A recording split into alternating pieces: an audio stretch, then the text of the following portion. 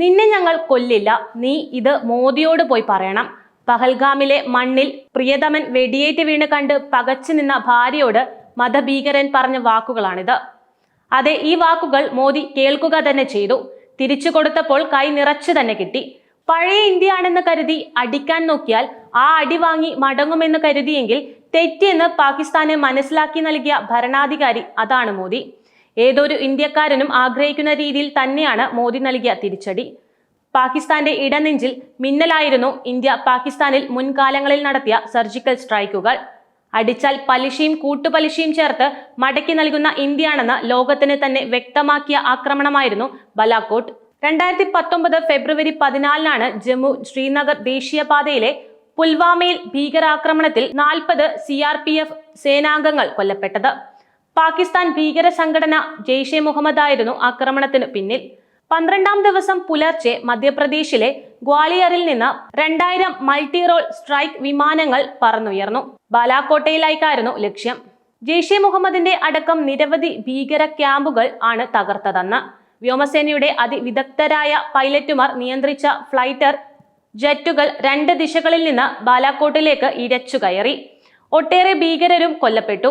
പരിഭ്രാന്തരായ പാകിസ്ഥാൻ വ്യോമപാതകളും അടച്ചു. മുസാഫർബാദ്, ബലാക്കോട്ട്, ചാക്കോട്ട് മേഖലയിലായിരുന്നു ഇന്ത്യയുടെ തിരിച്ചടി. 12 മിനിറ്റ് കഴിഞ്ഞ് പാകിസ്ഥാൻ റഡാറുകൾക്ക് മുകളിലൂടെ ഇന്ത്യൻ വിമാനങ്ങൾ തിരികെ പറന്നു. പ്രധാനമന്ത്രി നരേന്ദ്രമോദിയുടെ നേരിട്ടുള്ള നിർദ്ദേശത്തെ തുടർന്നായിരുന്നു ഇത്. ഉപഗ്രഹ സഹായത്തോടെയാണ് ബോംബുകൾ വർഷിച്ചത്. സാറ്റലൈറ്റ് ഗൈഡഡ് ബോംബുകളായ സ്പൈസ് 2000 മിറാഷ് യുദ്ധവിമാനങ്ങളിൽ നിന്നാണ് തൊടുത്തത്. 2016 സെപ്റ്റംബർ 18 ഇന്ത്യയെ പ്രകോപിപ്പിച്ച ഉറി ആക്രമണം. 17 ജവാന്മാരായിരുന്നു സൈനിക ക്യാമ്പിൽ വീരമൃത്യു വരിച്ചത്. 19ഓളം സൈനികർക്ക് പരിക്കേൽക്കുകയും ചെയ്തിരുന്നു. എന്നാൽ 2016 സെപ്റ്റംബർ 28 അർദ്ധരാത്രി ഇന്ത്യ തിരിച്ചടിച്ചു. ഇന്ത്യ നടത്തിയ മിന്നലാക്രമണത്തിൽ നിരവധി പേർ കൊല്ലപ്പെട്ടു. ഇന്ത്യക്കെതിരെ ആയുധ മൂർച്ച കൂട്ടി ആക്രമണത്തിന് സജ്ജരായി കാത്തിരുന്ന ഭീകര കേന്ദ്രങ്ങളാണ് കരസേനയുടെ പാരാട്രൂപ്പ് വിഭാഗം മണിക്കൂറുകൾക്കുള്ളിൽ തകർത്തു കളഞ്ഞത്. എല്ലാ സൈനികരും സുരക്ഷിതരായി തിരികെ എത്തുകയും ചെയ്തു. ഇത്തവണയും പതിവ് തെറ്റിയില്ല. ഇന്ത്യയുടെ നയതന്ത്ര നീക്കത്തിൽ പകച്ചു നിൽക്കുന്ന പാകിസ്ഥാന്റെ നെഞ്ചിൽ തന്നെയായിരുന്നു ഇന്ത്യയുടെ സംഹാര താണ്ഡവം. പഹൽഗാം ആക്രമണത്തിൽ ഇന്ത്യ നടത്തിയ തിരിച്ചടി ബാലാക്കോട്ടിൽ നടന്ന സർജിക്കൽ സ്ട്രൈക്കിന് സമാനം തന്നെ. ലോകം ഗാഢനിദ്രയിലായിരുന്നപ്പോഴാണ് ഇന്ത്യ പാകിസ്ഥാനിലെ ഭീകര കേന്ദ്രങ്ങൾ ലക്ഷ്യമിട്ട് ആക്രമണം നടത്തിയത്. സമീപ വർഷങ്ങളിൽ ഇന്ത്യ നടത്തിയ ഏറ്റവും വിപുലവും മാരകവുമായ തിരിച്ചടിയാണിത്. പാകിസ്ഥാനിലെ 9 ഭീകര ക്യാമ്പുകളാണ് ഇന്ത്യ ആക്രമിച്ചിരിക്കുന്നത്. ഒരു വിദേശിയടക്കം 26 വിനോദസഞ്ചാരികളുടെ മരണത്തിനിടയാക്കിയ പഹൽഗാം കൂട്ടക്കൊലയ്ക്ക് പ്രതികാരമെന്നോളമായിരുന്നു ഇന്ത്യയുടെ ഈ തിരിച്ചടി. 3 സേനകളും കൃത്യമായ മിസൈൽ ആക്രമണങ്ങൾ നടത്തിയപ്പോൾ ഓപ്പറേഷൻ സിന്ദൂർ എന്ന രഹസ്യനാമത്തിൽ നടത്തിയ ഈ ഓപ്പറേഷൻ പാകിസ്ഥാനെ അക്ഷരാർത്ഥത്തിൽ തളർത്തി.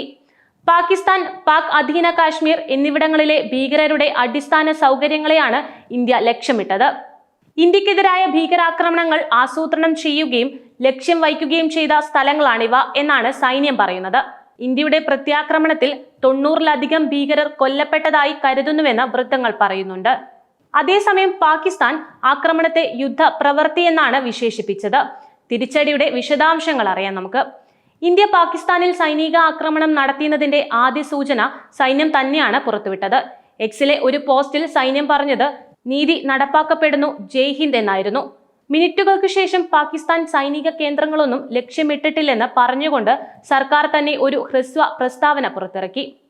പഹൽഗാം ആക്രമണത്തിൽ പാകിസ്ഥാൻ ആസ്ഥാനമായുള്ള തീവ്രവാദികളുടെ പങ്കാളിത്തത്തെക്കുറിച്ച് വിശ്വസനീയമായ സൂചനകൾ ചൂണ്ടിക്കാണിച്ചുകൊണ്ട് വാഷിംഗ്ടണിലെ ഇന്ത്യൻ എംബസി വിശദമായ ഒരു പ്രസ്താവന പുറത്തിറക്കുകയും ചെയ്തിരുന്നു.